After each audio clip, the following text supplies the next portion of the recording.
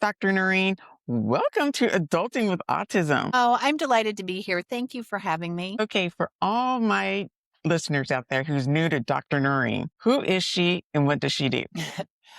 Let's see.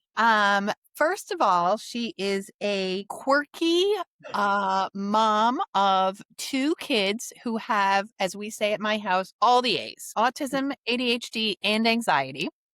I only have one of the A's, but both my kids have all three.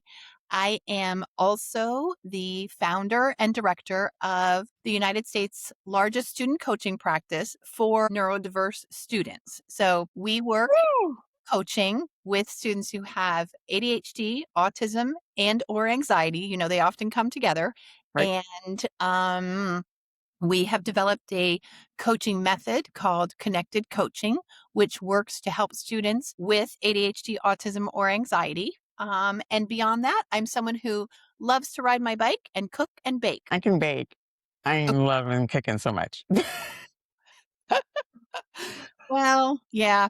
So what did somebody tell me? Cooking is an art and baking is a science. This is very true. So you describe like working with capable, bright students who are struggling, not because they lack the intelligence or motivation, because it's the executive functioning and the emotional. So when you see the students, what are they like day to day? Because everybody has this picture of they must sit there and just fall apart.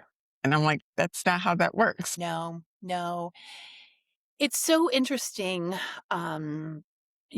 So many parents who come to me and talk with me about having their son or daughter work with us. The first two things that are often said are he or she is very bright and or he or she is a good kid. And, it kind of breaks my heart that parents feel like they need to add those qualifications when they're explaining their child with autism to me, that they are smart, bright, capable, good people. And I say, of course they are. Of course they are.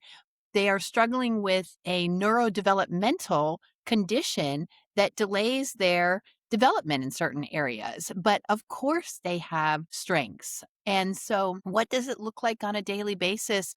I think first we have to recognize that it can look so different for every student with autism, right? Students who have more trouble with emotional regulation, it can look like a lot of meltdowns. It can look like, physical dysregulation because of the emotional dysregulation. For students who don't have as much trouble with the emotional regulation, it can look like retreating into their special interests, the things that they want to hyper focus on.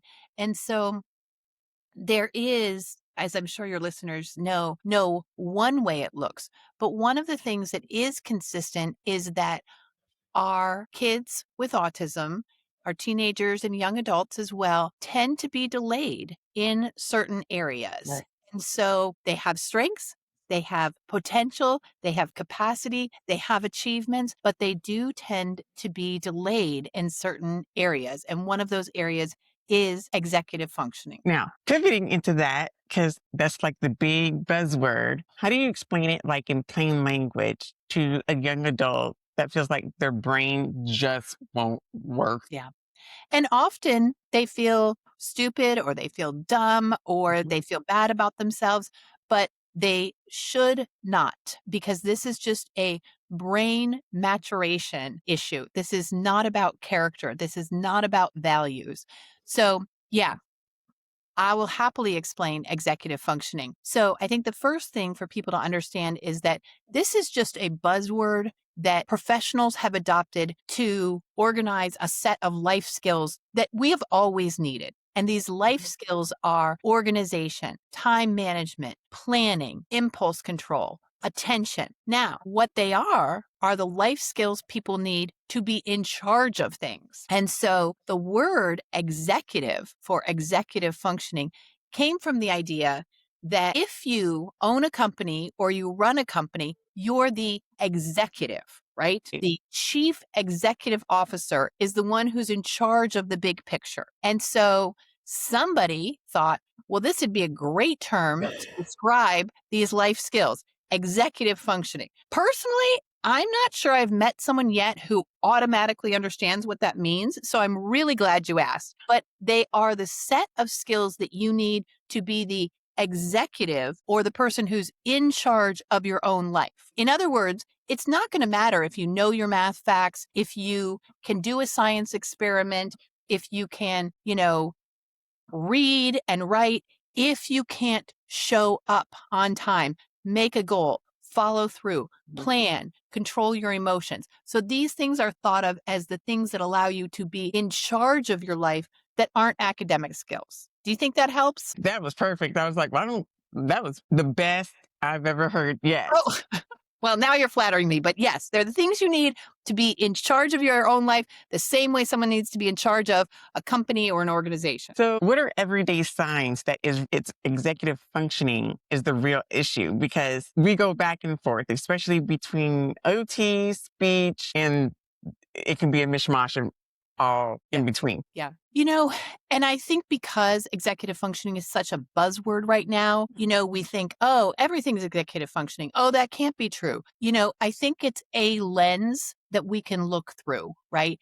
Are these skills? And I think that lens is preferable to the lens of, does this kid care? Is this kid just, unmotivated? Are they just a bad kid who's not trying, right? I'd rather use the executive functioning lens and say, what skills does this student need? Let's talk about, for example, prioritization, April.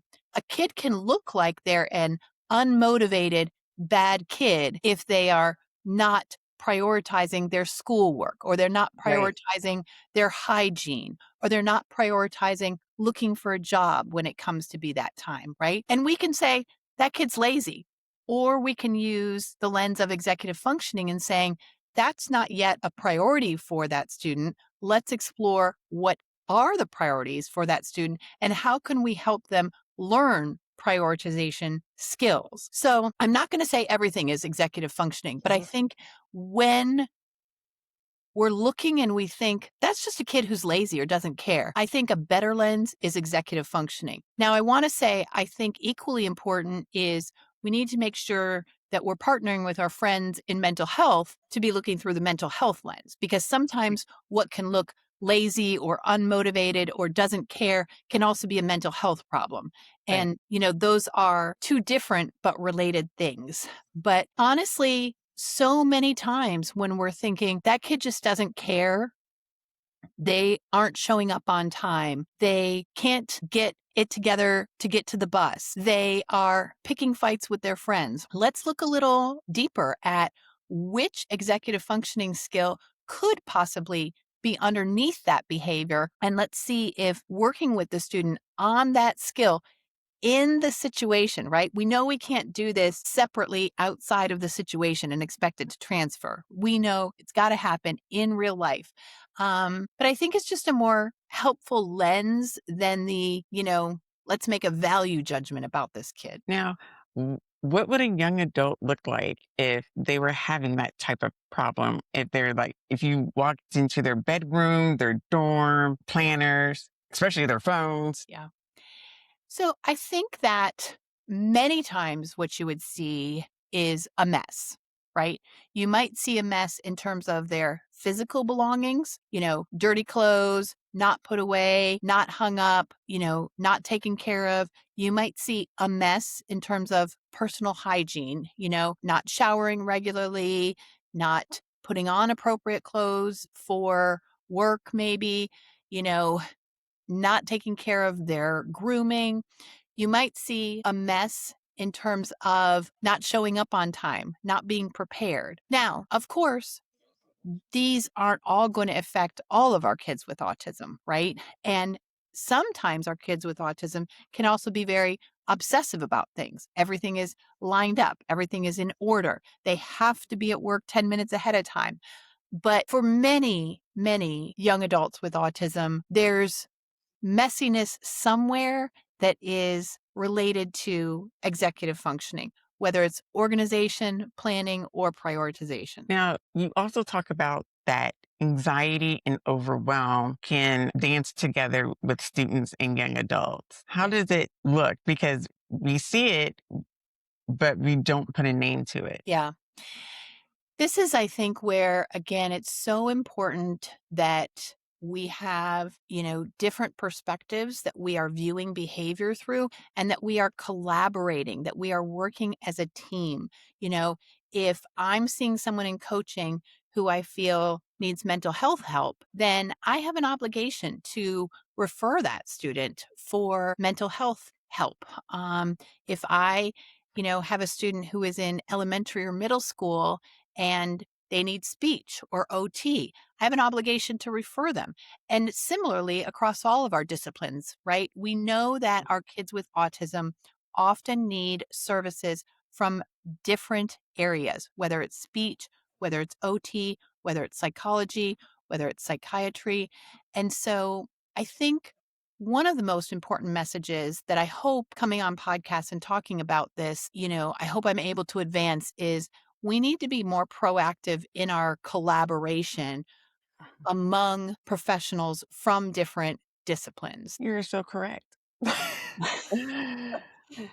So, you know, as well as I do, that our autistic and ADHD young adults and kids hold it together en masse at school, at work, and then fall the fuck apart once they get home. How does masking impact that executive functioning and burnout over time? Yeah, this is such an important question, and I'm glad you've asked it. I think it relates to the idea, and we have to start talking about this, that the capacity for executive functioning varies day to day, right? A Uh-huh. child or a teenager or a young adult can be capable of focus, attention, impulse control more on one day than on another day.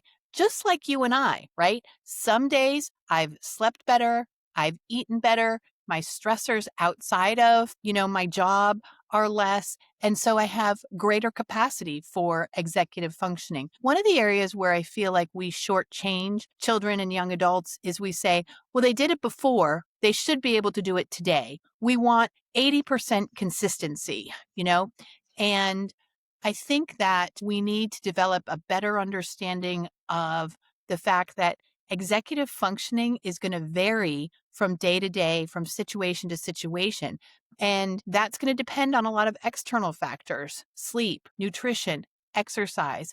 Mhm. But we can do things in the environment to help. I think what happens is children and young adults get this expectation from adults that you should be able to do this, right? You should be able to pay attention. You should be able to self regulate. And so then the pressure to mask grows more and more as they mature because there's more and more pressure, higher expectations, right?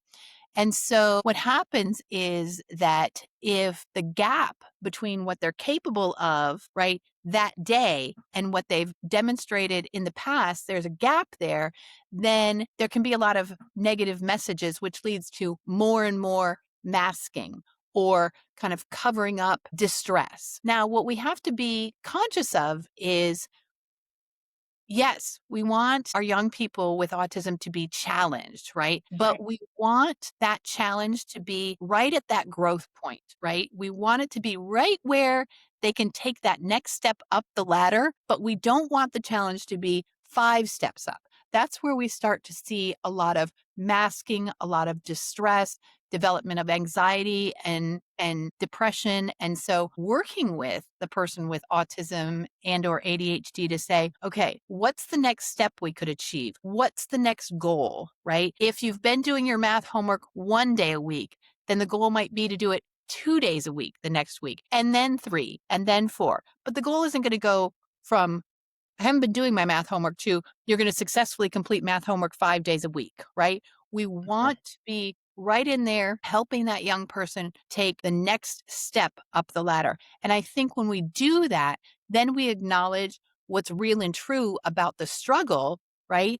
And we decrease the need for serious masking. So, when you wrote your book, Asking the Right Questions About ADHD, what were some of the most important questions you wanted parents and really older teens and young adults to start asking? Because now they're getting older and transitioning into adulthood. I wrote the book because as a parent of 2 kids with ADHD, my experience was that the diagnostic process was really confusing and that treatment felt like, oh, we'll try this, we'll try that.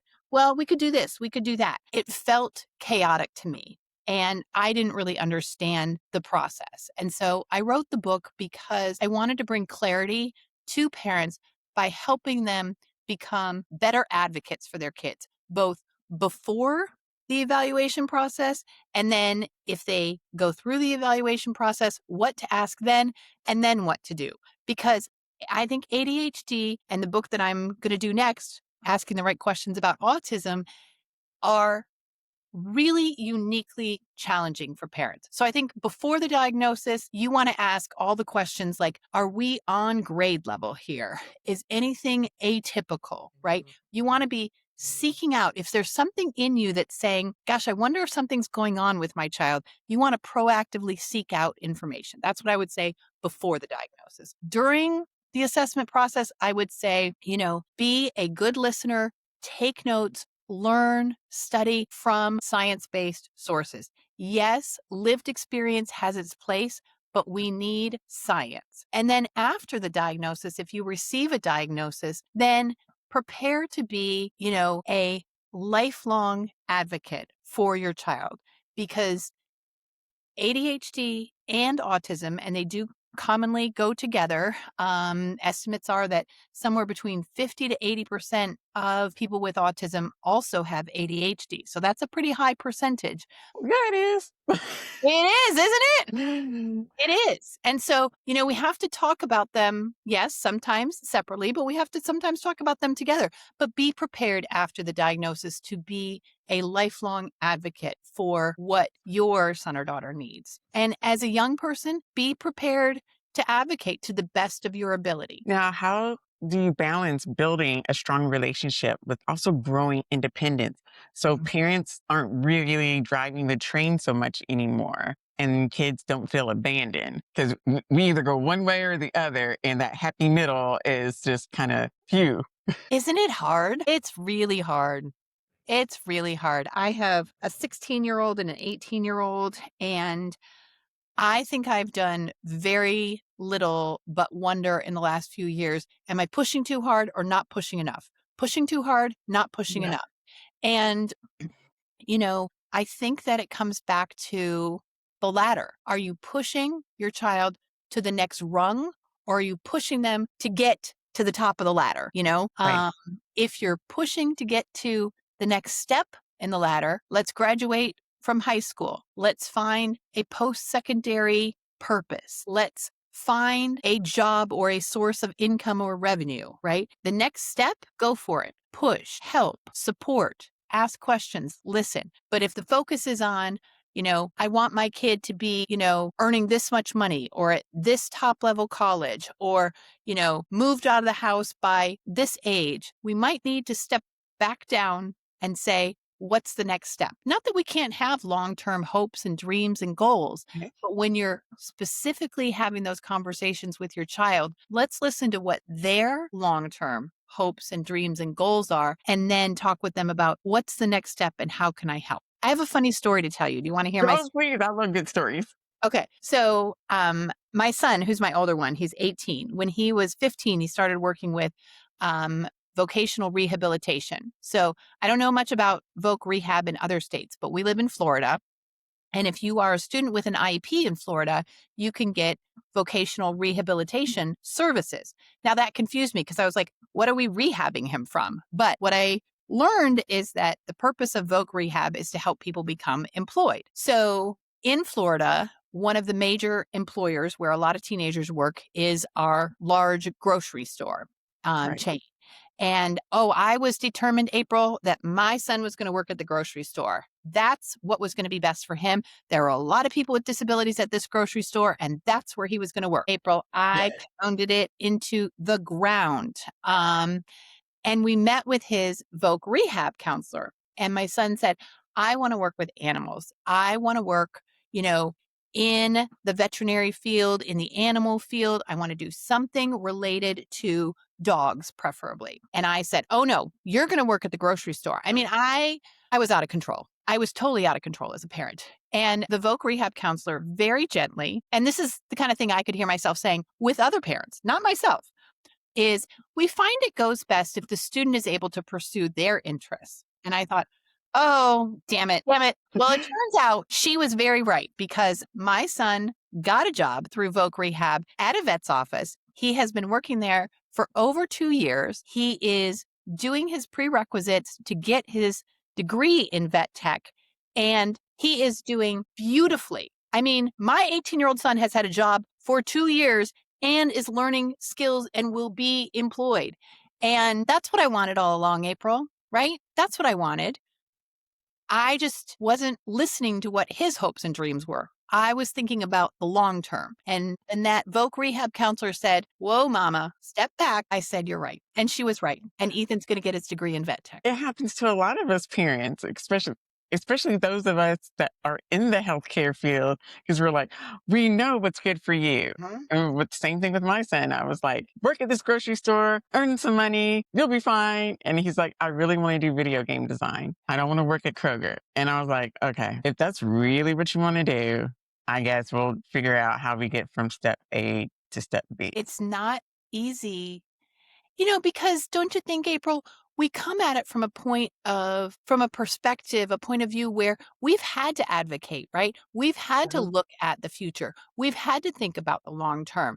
I mean, this child is a child I was advocating for from the moment he was born, right? Right. And so, what I was doing was natural, it was rational, it was out of love, but I needed to grow as a parent into the mom of a teenager and then the mom of a young adult. And it wasn't easy. I thought that I knew what was best because all along people had been saying to me, "What do you want for Ethan?" And now Ethan knows what he wants for himself. And I'm just amazed at the person he's becoming, despite really having a lot of significant challenges during his childhood and adolescence. And so I'm really proud of him because he is learning how to take things kind of one step at a time and how to seek out advice and counsel.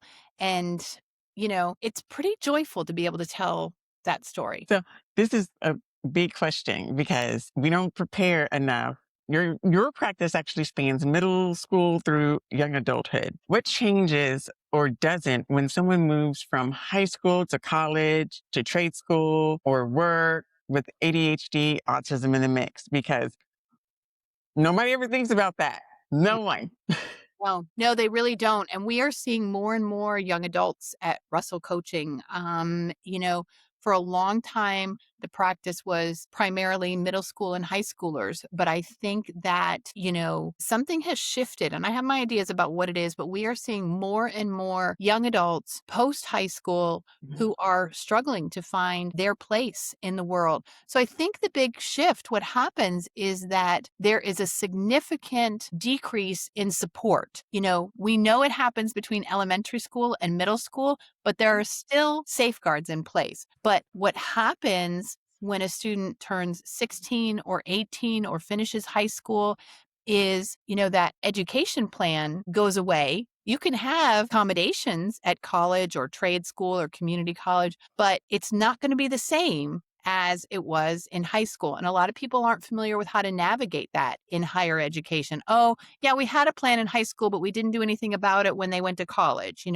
So I think that's one thing that changes. A second thing that changes is the adults around them, their expectations change. Well, they're 18 now. They're in college now. They should be moving out, supporting themselves, able to buy a car, pay for insurance. The adult expectations around that young adult go dramatically uphill.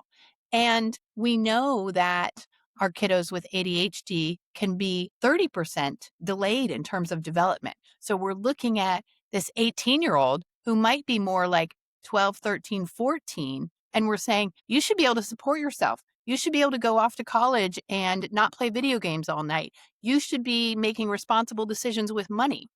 And, so I think that's one aspect of things to consider, right? Is that support decreases, the brain development is still happening, our Right. expectations get bigger. And I think if I could change one thing, it really would be to find a way to put more safeguards in place for young adults. Like I'm really glad that, I'm hearing conversations about how do we provide the right amount of support without, handicapping our students. And I think that's important. We want to provide all the right support, but we don't want to provide so much support that the student isn't becoming independent. And you and I both know it is impossible to draw that line ahead of time. Yeah. You can't know. Like, No. Mm-mm. You got to keep adjusting, modifying, being aware, and I'm hoping that community colleges, trade schools, and universities, as we become more aware of autism and the impact that autism can have on students and their success, that we're more proactive about putting plans and programs into place and sending the message that neurodiversity is not something that has to create failure. I really hope the messaging in higher education will change.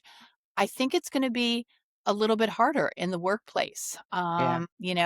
I just don't know that we're ready to have those conversations across all levels of employees. And so those of us who are in the field have got to keep advocating and educating others. So if a 22-year-old out here is feeling like they're self sabotaging, what's one way to start distinguishing I'm bad at this versus no one taught me how to build a scaffold? Yeah, exactly the right question, right? Am I a bad person or do I not have this skill?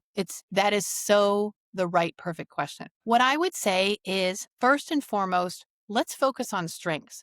What are you good at? What do you love? What do you want to be doing?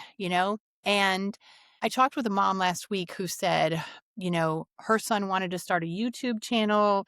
He was struggling to get through high school. She was like, you can't start a YouTube channel. You have to focus on high school.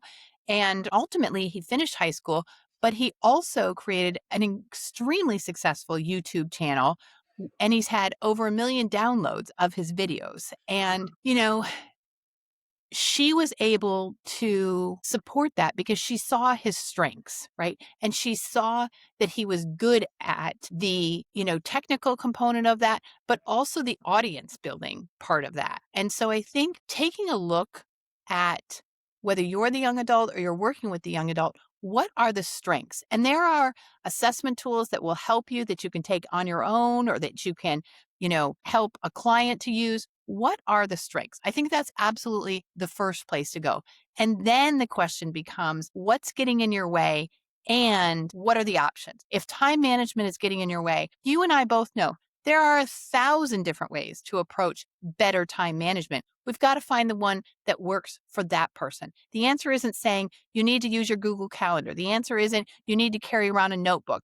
The answer is listening to that person and saying, what do you want to try first as a way to develop a better skill in this area? So, I'm going to bring this up because it's a big, big thing among our young adults and kids screen time. Like, what are some realistic, non shaming ways family can approach gaming, social media? Because it's a part of their everyday lives where for us, it wasn't there. Right, right. It's such an enormous challenge. It really is. And I'm going to say, I think lead by example. Lead by example. If you want your kids to put their phones down, if you want your young adults to engage with you, put your screens down, walk out of the office, put the laptop away, and go for a walk. Go get coffee or ice cream.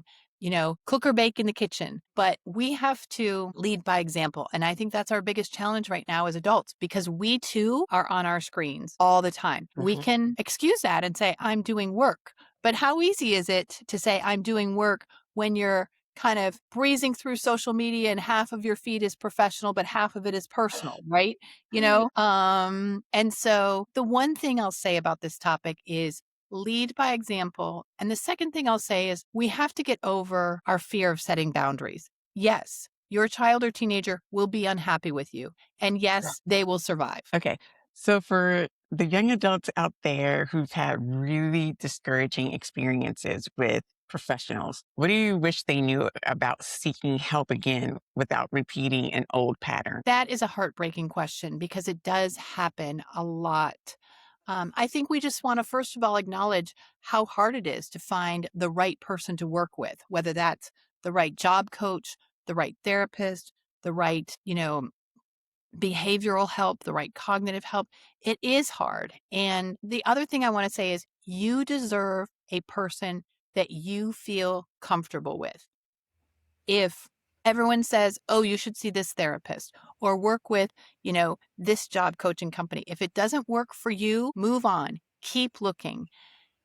And the other thing I would say is think about what it is that you want and tell that person, right? So many times we come to these helping relationships and we think the professional is going to take the lead. The professional will guide me. Well, if there are things that are important to you, if you want 5 minutes to talk about your special interests, if you can't sit through a session for more than 20 or 30 minutes initially, if you, need to feel like you can scratch your head while you're in session, speak up and tell the person, what do you need? Because that gives them an opportunity to be the best OT, speech therapist, job coach, ADHD coach that they can be for you. But figure out to the best of your ability what you need when you try someone and let them know that. Now, if a listener is constantly late and overwhelmed, what's a simple time management tool you've actually seen work? Right. So it's got to be the reminders and it's got to be multiple reminders. This is where I think a lot of people go wrong. I set a reminder, sort of like, I hope I can say this on your show. Yeah. Remember when we had to start talking about SEX Yes. and we thought there was the SEX talk? Oh, no, Yes. there were lots of SEX. Yes. Right? Lots of it. This is the same with the reminder. You have to set multiple reminders, okay? And the things that are unusual in your schedule, the more unusual they are, the more reminders they need. So I know for me, anything that's a regular on my calendar, like I'm teaching class at this time or I'm recording a podcast at this time, I need 2 reminders for those things. Something that is like a one-off, like I have to go to the dentist this week. I myself need 5 reminders for that. I need one 2 days before, a day before, an hour before, and 30 minutes before. And sometimes if it's a phone call, 5 minutes before. And that's a lot of reminders, right? Right. 5 reminders. But that's for something that's like a one off on my calendar. And so I think where we go wrong is we set a reminder. I'll set my, phone to prompt me an hour beforehand. Well, you know what we do then? We turn it off, right? And so we need to move from a reminder to how many reminders do I need to effectively remember and show up for this meeting. So, what's one tiny change someone can try this week Mm. around initiating tasks? Because, initiation is a big thing. Hmm. Yes, it is a big thing. And our kids and our young adults with autism often get stuck in kind of rigid ways of doing things, how it's always been done. And it's genuinely hard. And so I think for young people to acknowledge, yes, this feels hard for a reason. I really prefer to wear the same shirt 3 days in a row. I really prefer to, have the same schedule every day. But today, I'm going to do the smallest possible change that I can do today, right? I'm going to maybe change my shirt for 2 hours and then allow myself to put on my more familiar feeling shirt. Or I'm going to step out of my comfort zone and, show up for work 10 minutes early instead of 5 minutes early. Or instead of being 15 minutes early, I'm going to be 5 minutes early, right? What's the smallest change that I can make that will help me move forward with where I want to go? And then feel great about that. Change can be very hard when you have autism. And so I want young people who are listening to this to feel like, don't beat yourself up because you're not doing enough. Celebrate that small step in the direction you want to go. Can you share one emotional regulation strategy that you find especially helpful for young adults in the middle of a meltdown or a shutdown? Because I talk about it a lot and people are like, well, how do you fix it? I'm like, well, everyone's different. It's trial and error. Yeah. Everyone is different. So, if we're talking about teens and young people and they're wanting a tool for emotional self regulation, I think it's perspective taking. Everything all over social media right now is POV, point of view. What's your POV on this, right?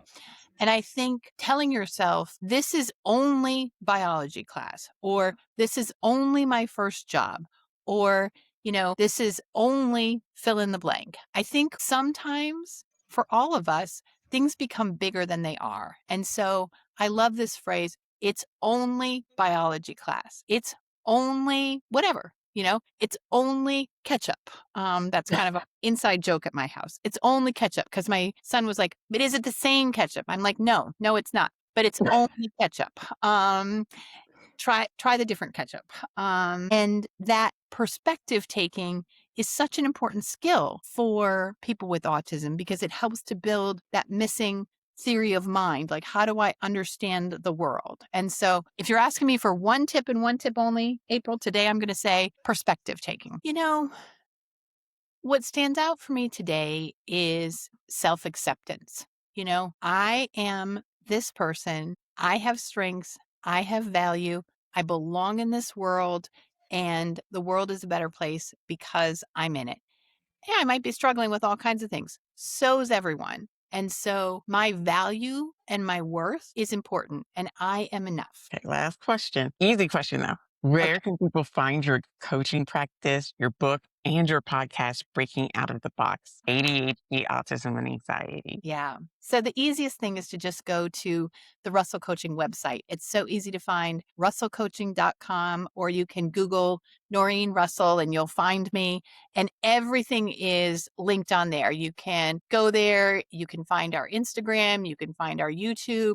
You can find our blog and a link to my podcast. So just go to russellcoaching.com and poke around there. And the site's really easy to navigate. Dr. Noreen, thank you so much for coming on to my podcast. Oh, no, thank you for having me. I love doing this. And, my hope is always that someone out there, whoever's supposed to be listening, is listening and thinking, yeah, I've got strengths and I've got purpose and I am enough today.